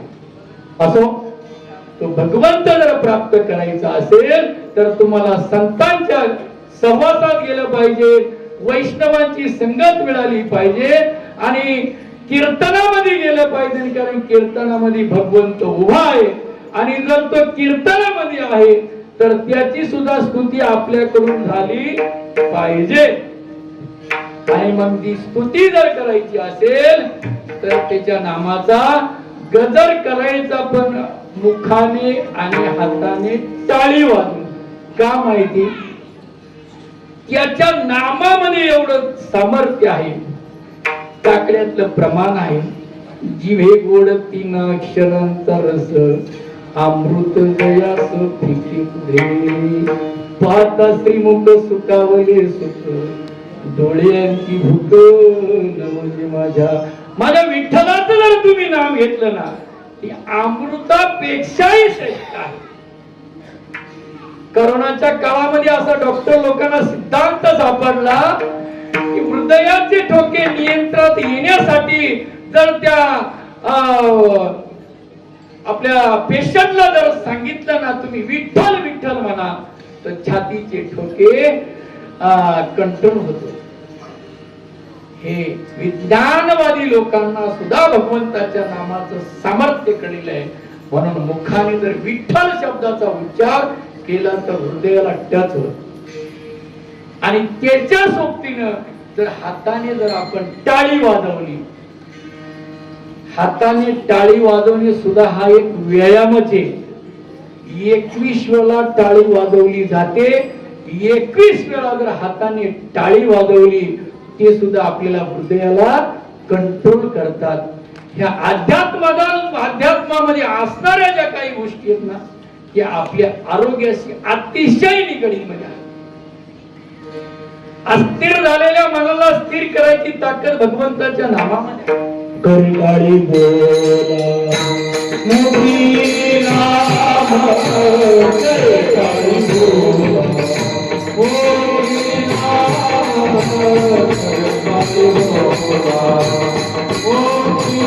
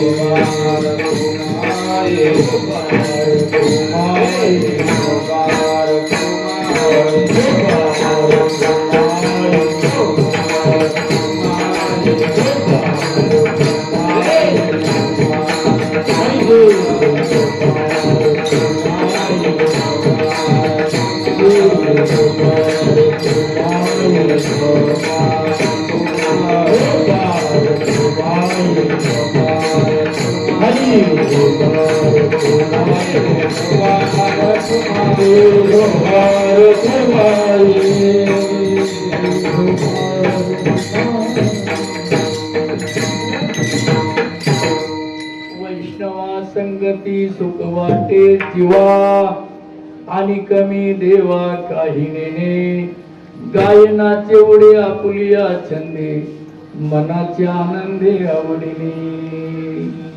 माझ्या मनाला आवडतं त्याप्रमाणे जसे हे नाचतात असं कीर्तन. कारण सद्गुरूंची कृपा आहे. सद्गुरूंनी दिलेल्या नामाची साधना केली जाते आणि त्याप्रमाणे मग आपल्याला कोणाचाही विचार करायचा नाही. ठाईच बैसुनी करा एक चित्तावरी अनंत आढावा. कीर्तनातच गेलं पाहिजे, पुढेच गेलं पाहिजे असं काही नाही. भगवंत प्राप्तीसाठी फक्त आपल्या मुखातून मंत्र निघला पाहिजे. आणि म्हणून मनाच्या आनंदीने गायनाचे उडे आपुलिया छंदी मनाच्या आनंदी आवडीने. आणि हे करताना लाजायचं नाही. मग आता मला जमत की नाही आणि मला येईल की नाही आणि मी जे करतोय समोरच्यांना आवडेल की नाही, बिलकुल नाही. लाज भय शंका दुरावला मान. आणि शिवाय लाजायचं नाही, शंकाही मनात आणायची नाही आणि मानही नको ना. मानाची तरी काय आवश्यकता. मानामुळे काय काय होतं, किती परिणाम होतात हे आपण अनुभवलेलं आहे, ऐकलेलं आहे. या सगळ्या गोष्टी तुमच्या आमच्या अनुभवामध्ये आहेत. त्याच्यामुळे मान सुद्धा याचा विचार करायचा. न कळे साधन या परके. मला फक्त कोणतं साधन कळतं, वैष्णवांचं. आणि हे देवा, आता मी अशा प्रकारे तयार झालेलो आहे. आता मला काय कर, 100 मार्क दे.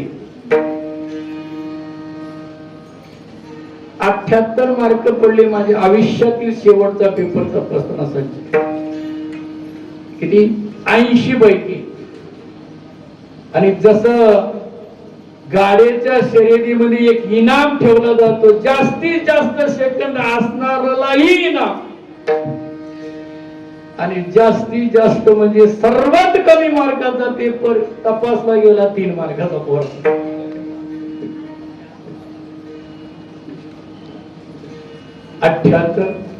आणि 3 मार्क.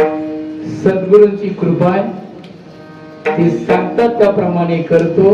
आणि तुकाराम महाराजांनी सांगितलं, देवा मी पात्र आहे. आता मी वैष्णवाच्या संगतीत आहे, तुझं भजन करीत आहे. मी लाजत नाही, शंका म्हणत नाही, कोणाची भीती बाळगत नाही. शिवाय मला मानाची अपेक्षा सुद्धा नाही. मला पुढंच पाहिजे, मधीच पाहिजे, इथंच पाहिजे, माझं नावच घेतलं पाहिजे. नाही नाही, मला काही नको, काही नको मला. आता फक्त तुझ्याकडे एकच मागणं आहे, माझा सांभाळ मात्र आईप्रमाणे कर. माझा सांभाळ फक्त बाबांप्रमाणे कर. हो, या विश्वामध्ये असं एकच नातं आहे, म्हणजे आई आणि बाबा. असं नातं होणार नाही, होऊ शकत नाही. इतकी क्षमता कोणामध्ये पण नाही. आणि म्हणून देवा, तू माझा सांभाळ करत असताना सायासानी कर, म्हणजे आईप्रमाणे कर, बाबाप्रमाणे कर. कारण तू हे सांभाळ करू शकतो. तू जगाचा ईश्वर आहे, जगदीश आहे, विश्वर आहे.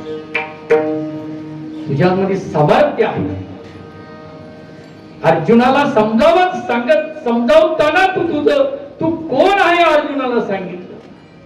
मी बोलविल्या वेदू बोले, मी चालविल्या सूर्य चाले, आणि मी हलविल्या प्राणू हाले. एवढं सामर्थ्य मी आहे तिथं आहे. आणि म्हणून तू जगाचा त्राता आहे, ईश्वर आहे. तू काय कर, सायासाने माझा सांभाळ कर, अशी मागणी जगद्गुरु तुकाराम महाराजांनी केली. तीच मागणी सर्व ग्रामस्थांसाठी, सर्वांसाठी मी सुद्धा माझ्या सद्गुरूंच्या चरणी, भगवंताच्या चरणी, माऊलीच्या चरणी करून या ठिकाणी माझ्या सेवेला पूर्ण. तुका म्हणे आता तुला पाया दे, तुका म्हणे आता तुला पाया दे,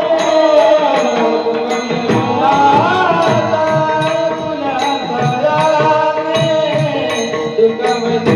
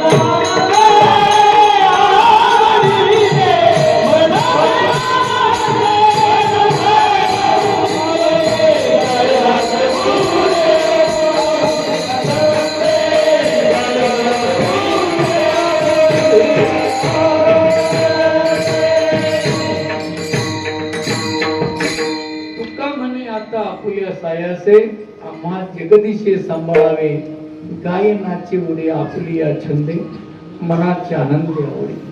सज्जन सप्ताह मध्ये आजची जागरची सेवा आणि माझं कर्तव्य या नात्याने, कारण मी या गावचा ग्रामस्थ आहे. आज हा भव्य दिव्य आपण सोहळा पार पडतो, याच्या पाठीमागे काहीतरी शक्ती आहे ना. आपले अकोले तालुक्याचे कार्यसम्राट आमदार डॉक्टर किरण लहामटे यांनी हे जे व्यासपीठ आपल्याला उपलब्ध करून दिलेले आहे. आणि एकाच गावामध्ये नाही हो, अनेक गावांमध्ये आज जो सप्ताह होतो ना, ज्या ज्या गावामध्ये त्यांनी हा सभा मंडप जो गावाला बांधून दिला, ज्या गावामध्ये सभा मंडपामध्ये हे अखंड हरिनाम सप्ताह सोहळे सुरू होतात ना, त्याला त्याप्रमाणे शोभा येते. म्हणून सज्जन खरोखर त्या आमदाराचा आभार मानलं पाहिजे. रस्ता अजून दुसरी गोष्ट आहे, त्यांनी अजून सभा मंडप बांधून दिले. कुठे? शेवटची सुद्धा व्यवस्था केलेली आहे आपली. लक्षात घ्या, त्या जागेवर पहिलं प्राधान्य त्या जागेला आमदार साहेबांनी दिलेलं आहे. आणि ती जागा सुद्धा त्याही ठिकाणी सुद्धा त्या जागेमध्ये ज्ञानेश्वरीवरती प्रवचन केलं जात. बघा, त्यांनी जे कार्य केलं त्या कार्यामध्ये काय कार्य घडलं जात. गावात सभा मंडप असेल तिथं अखंड हरिनाम सप्ताह, आणि स्मशानभूमीमध्ये असेल तो प्रवचन रूपी सेवा. काय कमी पडणारे आमदार साहेबांनी किती आशीर्वाद मिळत असेल. ज्या सभा मंडपामध्ये ज्ञानेश्वरीवरती प्रवचन होतं. ज्ञानेश्वरी सर्वसामान्य नाही सज्जन. प्रत्येकाने घराच्या बाहेर पडताना ज्ञानेश्वरीची एक तरी ओवी वाचली पाहिजे, किंवा नाही वाचता आलं तर दर्शन तरी घेतलं पाहिजे. आणि वाचता येत असेल पण आता वेळ नाही, घाई आहे, मग निदान हात लावून तरी निघलं पाहिजे. या स्थितीत जर तो घराच्या बाहेर पडत असेल, भगवंत तुमचं रक्षण केल्याशिवाय राहणार. ज्ञान होय अज्ञानासी ऐसा वर यटी केसी, हे सामर्थ्य ज्ञानेश्वरी म्हणजे आहे. आणि नामदेव महाराजांनी तिचं महत्व सांगताना म्हणलं, नामा म्हणे ग्रंथ श्रेष्ठ ज्ञानेश्वरी, एक तरी ववी अनुभवावी. ज्याच्या जीवनामध्ये ज्ञानेश्वरी आहे, जो ज्ञानेश्वरीच्या सहवासात आहे, त्याला कोणीही काही करू शकत नाही. कितीही संकट आलं तर ते संकट त्याच्या जवळ येत नाही, कारण हरिपाठामध्ये उल्लेख केलेल्या माऊलीनं नित्य सत्यवित हरिपाठ ज्यासी कलिकाळ त्यासी न पाहे दृष्टी. समर्थ माऊलीच्या ज्ञानेश्वर आणि त्या ज्ञानेश्वरीची प्रवचन साहेबांनी बांधलेल्या सभा मंडपामध्ये होते. किती आशीर्वाद मिळत असतो. तसंच या सभा मंडपामध्ये सभा मंडप आहे हो, पण त्या सभा मंडपातलं वातावरण सुद्धा महत्वाचं आहे. मग ते वातावरण त्या प्रकारचं तयार करण्याचं काम आपल्या गावची सगळी तरुण मंडळी, पण निवेदन बाबूराव महाराजांचं आहे. आणि त्यांना साथ देणारी इतर तरुण मंडळी आणि ते जे करतात त्यांना आशीर्वाद देणारी ज्येष्ठ मंडळी आहे. म्हणून हे घडतं, म्हणून ही सोहळा घडला जातो. आणि अशा प्रकारचं निवेदन असताना त्यामध्ये आणखीन जसं म्हणतात ना, दुधात साखर टाकली, दूध गोडच आहे, दुधाला चव आहे, पण त्या दुधात जर साखर टाकली तर ती दूध आणखीन गोड वाटतं. असं निवेदन आहे सुंदर पैकी. आणि तिथं आमचे निलेश महाराज बोडके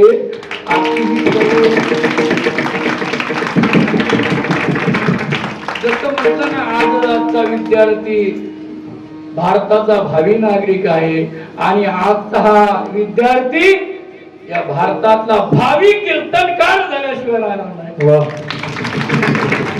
आणि ते कीर्तन तुम्हा आम्हाला निश्चितपणे आहे. महाराज प्रत्येकाची कीर्तन ऐकायला मिळाली पाहिजे. अशा प्रकारे या ठिकाणी चाललेला हा सप्ताह. आणि मग या सप्ताहाला जी म्हणतात ना, तन मन आणि धन. तन खर्च केलं, शरीर खर्च केलं, मन खर्च केलं, पण त्याला साथ धनाची पाहिजे. आणि अशा प्रकारे आपल्याकडे देणगीदारांनाही कमतरता नाही, मदत करणारालाही मदत नाही. अशा प्रकारचे देणगीदार, वर्गणीदार या सर्वांमुळे हा सोहळा अतिशय दिमागामध्ये होऊन जातो. आता हा सोहळा आणखीन वर्णनीय होण्यासाठी पंचक्रोशीमध्ये असणारे भाविक या ठिकाणी येतात आणि या सोहळ्याचा आनंद घेतात. आणि म्हणून हा चाललेला सोहळा, जसं मी सुरुवातीलाच म्हटलं, इवलेश रूप लाविले द्वारी त्याचा वेलू गेला गगनावर. एवढा सोहळा सुंदर पैकी या ठिकाणी होतो. आणि या वर्षातील या सप्ताहामध्ये जागरची सेवा गावच्याच महाराजांना योगायोगाने मिळाली. हे कदाचित भाग्य असेल. जसं म्हणतात ना, टाळी मारली कावळा सापडला, आता मी त्यांच्या तडाख्यात सापडलो. वाचवलं होतं पण सापडलो. योग असेल असो. अशा प्रकारे मी जे काही चांगलं बोललो, अगदी साध्या शब्दात सांगायचं म्हणलं, मी जे काही चांगलं बोललो तो माझ्या सद्गुरूंचा प्रसाद आहे. आणि जे काही माझ्यामध्ये कमी आहे ते माझा अभ्यास कमी पडतो. आता अभ्यास करायला वेळच मिळत नाही, कारण तुम्ही हात मारताना त्याच्यामुळे मला तुमच्याच जावं लागत, सहवासामध्ये जावं लागतं, तुमच्या सारखं राहावं लागतं, म्हणून अभ्यास कमी पडतो. असो. अशा प्रकारे हा 4 चरणाचा अभंग तुमच्या पुढे सोडवण्याचा प्रयत्न केला. तो सोडवला, मी सोडवला नाही. साळुंकी मंजुळ बोलत शिवानी बोलविता धनी वेगळाची. माझ्या बाबांनी, माझ्या सद्गुरूंनी माझ्या मुखातून वधून घेतला. आणि खरोखर तुम्ही सर्वांनी शांततेने ऐकला, कारण माझी नजर सगळीकडे. आणि आता तुमची हालचाल होऊ नये याच्या अगोदरच मी आटोपतो. आणि माऊलीचं स्मरण करून, माऊलीचं भजन करून सर्वांनी भजन करा. ज्ञानेश्वर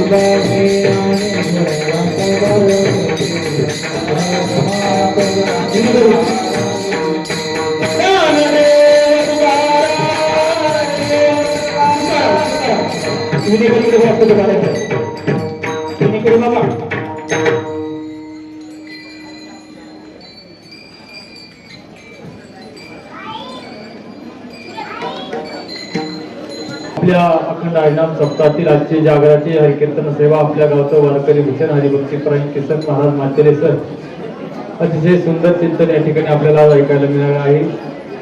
सर्व ग्रामस्थांच्या आजच्या अन्नदात्यांच्या भागीदारांच्या वतीने महाराजांच्या जोरात टाळ्यावर स्वागत करायचं. या ठिकाणी वेळ न लावता या ठिकाणी मी आजचे अन्नदाते आहेत जे संत पूजनाची जबाबदारी ज्यांची आहे त्यांना विनंती करतो आपण महाराजांचा या ठिकाणी श्रीपद देऊन सन्मान करायचा आहे.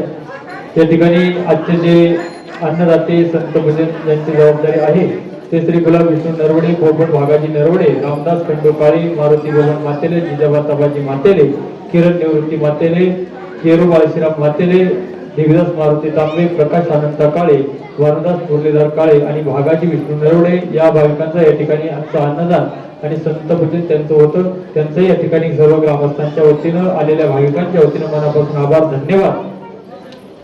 या ठिकाणी महाराजांचा सन्मान करतो. स्त्रीकरणवाले बाळमामा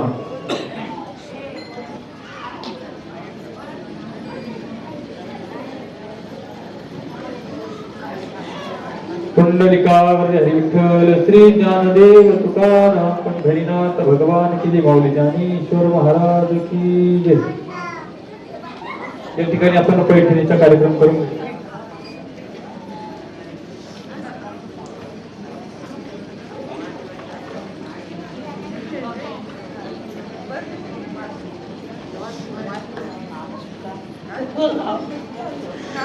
या ठिकाणी दररोज आपण या ठिकाणी कीर्तनासाठी ज्या महिला उपस्थित राहतात त्यांच्यासाठी इथं श्रीताई पोपटकाळे यांच्या सौजन्यातून लकीड्रॉच्या माध्यमातून एक पैठणी देतो. आजही या ठिकाणी आपण अशीच उपक्रम राबवलेला आहे. या ठिकाणी आजची जी भाग्यवान विजेती महिला आहे श्रावणी झिंजार, सर्वांनी टाळ्या वाजवून स्वागत करायचे. श्रावणी झिंजार, चला ताई चला. या ठिकाणी ज्यांचं सौजन्य आहे जयश्रीताई पोपटकाळे, आपल्याला विनंती आपण समोर यायचंय. आपल्या हाती पैठणी आपण देतोय. चला मामी चला. आहेत का जयश्रीताई पोपटकाळे? आहे का? नाही का? उषाताई काळे चला या. नानी या, तुम्ही या, आजी या.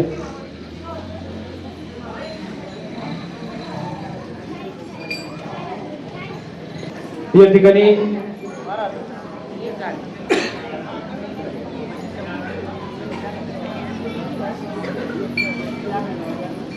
यावरून थांबून राहायचं आहे. या ठिकाणी सूचना अशी आहे, उद्या या ठिकाणी आपल्या सप्ताहाची सांगता काल्याच्या कीर्तनाने होणार आहे. उद्याची हरिकीर्तन सेवा आपल्या पठार भागाचा भूषण राष्ट्रीय प्रवक्ते आणि आमचे गुरुवर्य आदरणीय वंदनीय हरिभक्ती परायण भीमरावजी महाराज हांडे ब्राह्मणवाडा आळंदी यांची या ठिकाणी 9 ते 11 या वेळेमध्ये काल्याची संकीर्तन सेवा होईल. याचा सर्वांनी लाभ घ्यायचा आहे. या ठिकाणी उद्याचं जे संत पूजन आहे श्री मंगेश महादेव मातेले, श्री शांताराम गुलाब नरवडे आणि श्री रवींद्र दत्तुकाळे यांचं राहील. उद्याचं जे अन्नदान आहे ते सुनील सदुकाळे, बाबुराव अनंता हुल्लवडे, एकनाथ गोपा काळे, अक्षय संता काळे, दिनेश लक्ष्मण काळे, रामदास राघू काळे, किसन गणपत काळे, कैलास दीपक काळे, पोपट संभाजी काळे, श्री भानुदास सदू काळे यांचं या ठिकाणी उद्याचं अन्नदान आहे. त्यांनी या ठिकाणी नोंद घ्यायची आहे. आज खऱ्या अर्थानं शेवटचा दिवस आहे. भरपूर या ठिकाणी लांबून भाविक मंडळी आलेली आहेत. त्यामध्ये आज विशेष करून ब्राह्मणवाड्यावरून आपले गाजरे मामा असतील, बबनदादा गायकर असतील, त्याचप्रमाणे आपल्या जिल्हा बँकेचे साहेब चौधरी साहेब ते या ठिकाणी आवर्जून उपस्थित आहेत. जसं करता एकदा जोरात टाळी वाजवा. त्याचप्रमाणे प्रकाश भलगड सर्वजण मंडळी आवर्जून उपस्थित आहेत. आपल्या गावावरून एक भरपूर मंडळी या ठिकाणी आहे. आमचे संतोष नाना असेल, देवराव पाटील गवांदे असेल, शिवाजी बाबा असतील, त्याचप्रमाणे आपले ज्येष्ठ नागरिक पोलीस पाटील असतील, पाटील बाबा शंकर हुल्लवडे, त्याचप्रमाणे प्रगतशील शेतकरी आणि ज्येष्ठ नागरिक पोपटराव कुटुंबा हुल्लवडे त्यांचं या ठिकाणी मनापासून आभार, धन्यवाद. आलेल्या सर्वच पाहुण्यांचा नामोल्लेख करणं शक्य नाही. ब्राह्मणवाडीची भरपूर मंडळी या ठिकाणी आलेली आहे. पाठीमागे आपले विठ्ठल बाबा बसलेले आहेत मंडळी, त्यांचं या ठिकाणी मनापासून आभार.